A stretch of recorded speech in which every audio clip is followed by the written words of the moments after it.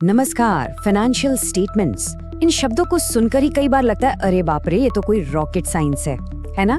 बहुत से लोगों को ऐसा ही लगता है, पर घबराइए मत। आज हम इसी मुश्किल को आसान बनाने वाले हैं। हम मिलकर समझेंगे कि किसी कंपनी की बैलेंस शीट को आखिर पढ़ते कैसे हैं, ताकि निवेश के जो फैसले हों वो किसी की टिप पर नहीं बल्कि खुद के आत्मविश्वास पर लिए जाएं। ये बात सुनने में थोड़ी कड़वी लग सकती है, पर है 100% सच। जब हम दूसरों की सलाह पर अपना पैसा लगा देते हैं ना, तो वो निवेश नहीं, एक तरह का जुआ हो जाता है। असली समझ तो तब आती है जब हम खुद से एनालिसिस करना सीखते हैं। तभी पता चलता है कि कौन सा स्टॉक लंबी रेस का घोड़ा है और किससे दूर रहने में ही भलाई है। ये सवाल मन में आता ही है, और सच कहूँ तो ये डर भी बहुत कॉमन है। जब इतने सारे नंबर्स और मुश्किल शब्द एक साथ दिखते हैं ना, तो थोड़ी घबराहट होना बिल्कुल नॉर्मल है।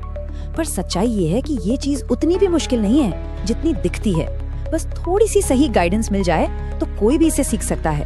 और मजे की बात तो ये है कि इसे समझने के लिए जो बेसिक स्किल्स चाहिए ना, वो हम सब में पहले से ही हैं। जरा सोचिए, घर का बजट कैसे मैनेज होता है, खर्चों का हिसाब रखना, बचत की प्लानिंग करना, सबसे अच्छी डील ढूंढना, ये सब हम करते ही हैं, है ना।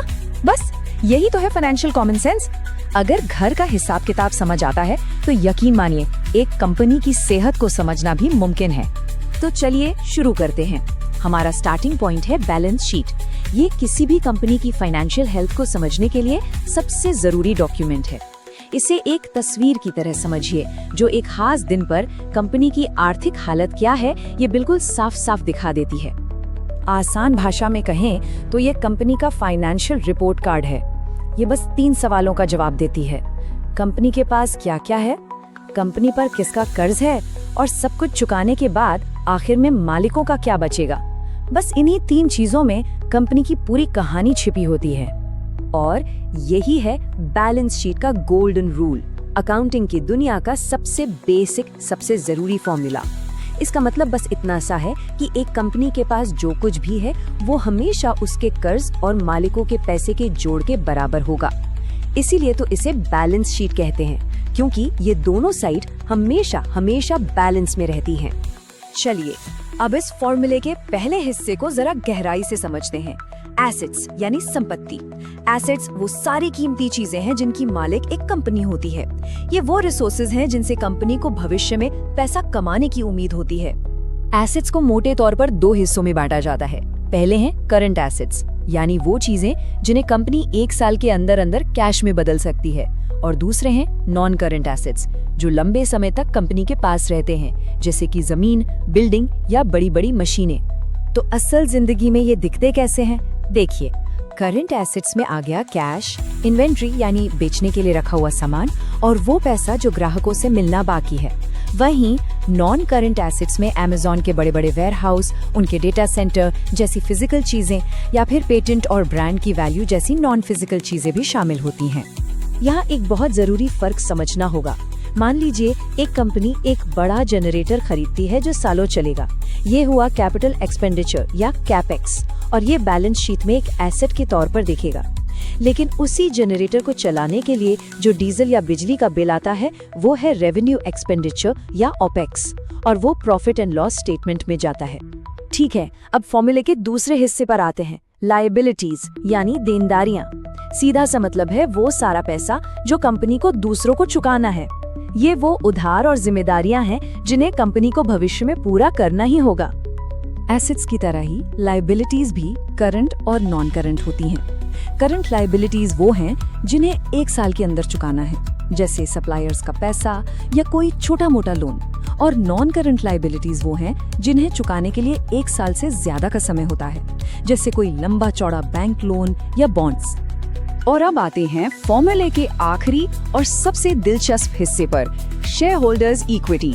ये वो हिस्सा है जो असल में कंपनी के मालिकों का है, यानी हम जैसे शेयर होल्डर्स का। इसे समझने का सबसे आसान तरीका ये है, कल्पना कीजिए कि कंपनी ने अपनी सारी संपत्ति बेच दी और उस पैसे से अपना सारा कर्ज चुका दिया। तो आखिर में जो पैसा बचेगा वही है शेयर होल्डर्स इक्विटी। इसे कंपनी की नेट वर्थ भी कह सकते हैं। इक्विटी के अंदर भी 2 मुख्य चीजें होती हैं। एक तो है कॉमन स्टॉक, यानी वो पैसा जो कंपनी ने शेयर बेचकर जुटाया है, और दूसरा है रिटेन्ड अर्निंग्स, ये कंपनी का वो जमा किया हुआ मुनाफा है जिसे डिविडेंड के तौर पर बांटा नहीं गया, बल्कि वापस बिजनेस में ही लगा दिया गया ताकि कंपनी और बड़ी हो सके। तो ठीक है, अब हमें एसेट्स, लायबिलिटीज और इक्विटी का मतलब पता है, पर ये तो बस अलग अलग नंबर है ना? असली कहानी कहाँ है? इन नंबर्स का इस्तेमाल करके हम असल में कंपनी की सेहत के बारे में पता कैसे लगाएं? यहीं पर काम आते हैं फाइनेंशियल रेशियोज।